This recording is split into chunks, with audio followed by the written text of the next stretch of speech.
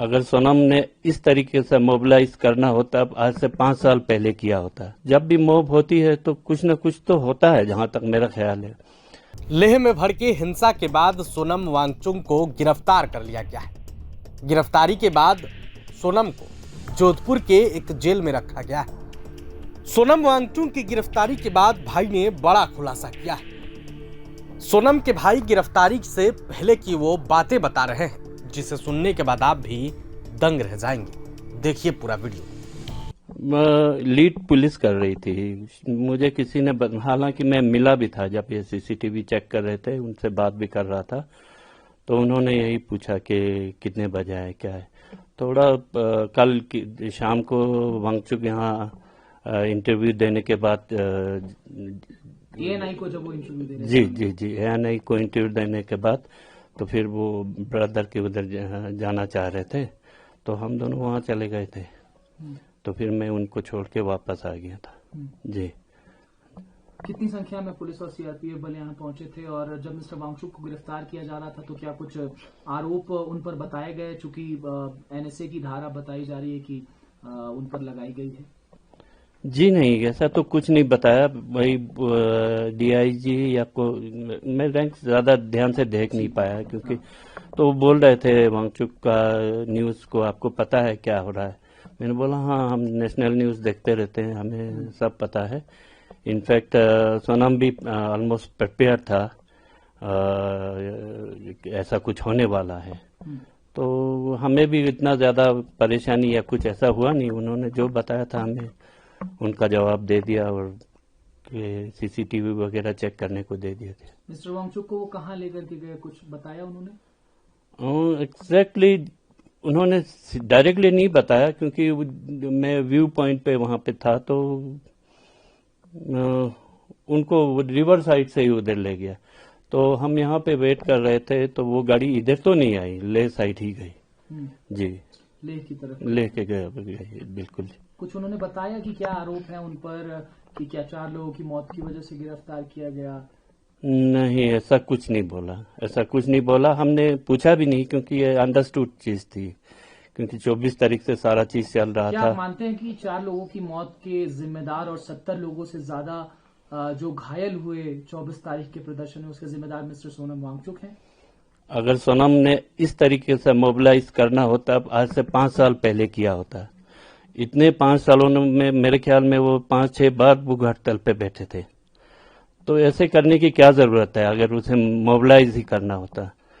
तो मैं नहीं मानता हूं, ये तो जो जवान लोग थे वो जोश में आ गए। तो मेरे ख्याल में एडमिनिस्ट्रेशन को ये चीजें संभालना चाहिए था, मोब को कैसे ये करते हैं। तो जब भी मोब होती है तो कुछ न कुछ तो होता है, जहां तक मेरा ख्याल है। तो मुझे नहीं लगता वांगचुक ना किसी ऐसे चीज के साथ जुड़ा था, ना ऑर्गेनाइजेशन था। वो तो सिर्फ एपेक्स बॉडी को बाहर से सपोर्ट ही कर रहे थे। तो उनका मुझे एक ग्रुप या किसी को लीड करने का उनके पीछे मैंने तो भाई होते हुए अब आज तक नहीं सुना। वो सिर्फ सिकमोल और ये क्या कहते हैं हयाल चला रहे थे। अब उसमें मोबिलाइज करने वालों में हयाल का है या सिकमोल का है, ऐसा तो मैंने सुना नहीं अभी तक। जितने भी थे सारे जवान थे। तो मैं नहीं सोचता हूं कि सोनम का इसमें कोई मोबिलाइज करने का या तोड़ फोड़ करने का, वो इस नेचर का है ही नहीं। ये सोनम जो है हमें सबसे छोटा है, मगर सारे भाई उसको हमसे बड़े मानते हैं, क्योंकि उसका सोचने का तरीका ही थोड़ा अलग है। तो अभी भी वो जेल गया है तो हमें इतना दुखी नहीं होता है, क्योंकि वो अपना जिंदगी को वैसे ही जेल जैसा बना के रखा था। वो घर पे तो कल हमारे साथ इंटरव्यू में मिस्टर वांगचुक से जब मैंने पूछा कि तमाम रिपोर्ट्स ये क्लेम कर रही हैं कि आपको गिरफ्तार किया जा सकता है, उन्होंने कहा कि मैं स्वागत करता हूं पुलिस का, आए मुझे गिरफ्तार करें। मैंने बोला कि आप इनवाइट करेंगे एएनआई के माध्यम से कि आपको गिरफ्तार किया जाए। ही सेड कि अगर वो मुझे मानते हैं कि मेरी गिरफ्तारी से कुछ ठीक हो सकता है तो बिल्कुल गिरफ्तार करें। तो उनके मन में ही पहले से था कि उन्हें गिरफ्तार किया जा सकता है। जी हाँ, वो तो इनफेक्ट बोल रहे थे अगर उन्होंने मुझे इनवाइट किया होता मैं खुद चला जाता।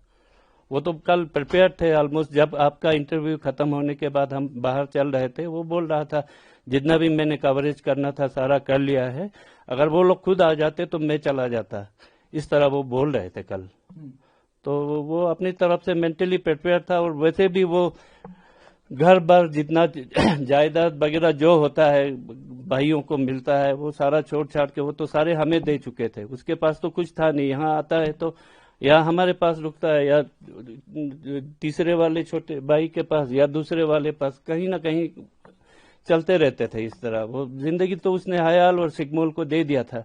अब पता नहीं उसको ये 5 साल से इसका भूत चढ़ गया क्या, स्टेटहुड इसको लेके, तो वो उसके दिमाग में एक बार आ जाता है फिर वो छोड़ता नहीं है। वैसे उसका पॉलिटिक्स से कोई लेना देना है ही नहीं। अगर स्टेटहुड या कुछ मिल भी गया होता वो तो फिर अपना हयाल या जो एजुकेशन का ये था उसके साथ, उसका पॉलिटिक्स से कोई, वो पॉलिटिकल आदमी है ही नहीं मेरी नज़र में देखा जाए तो। पता नहीं ये हालातों ने उसको यहाँ खींच के लाया थोड़ा, क्योंकि वीक पड़ रहा था ये सिस्टम सारा, तो उसको हेल्प करना पड़ा। बार बार भूख हड़ताल बैठ के कोशिश कर रहा था कि लोगों में एकता हो, जागरूकता हो, एजुकेट हो जाए।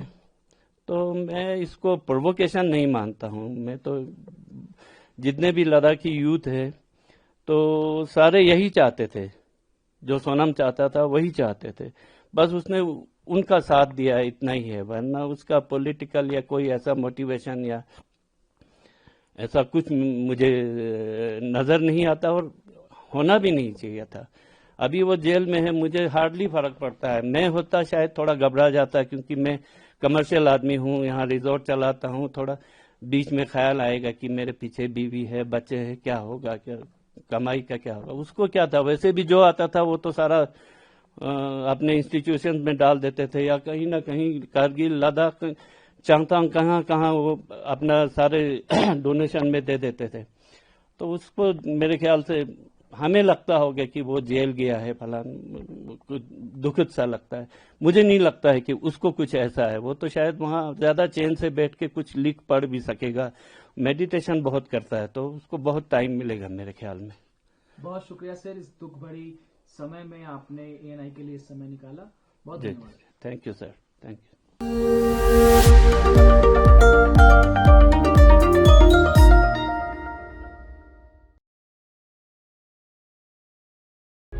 प्रभातखबर.com, विश्वास वही, रफ्तार नहीं।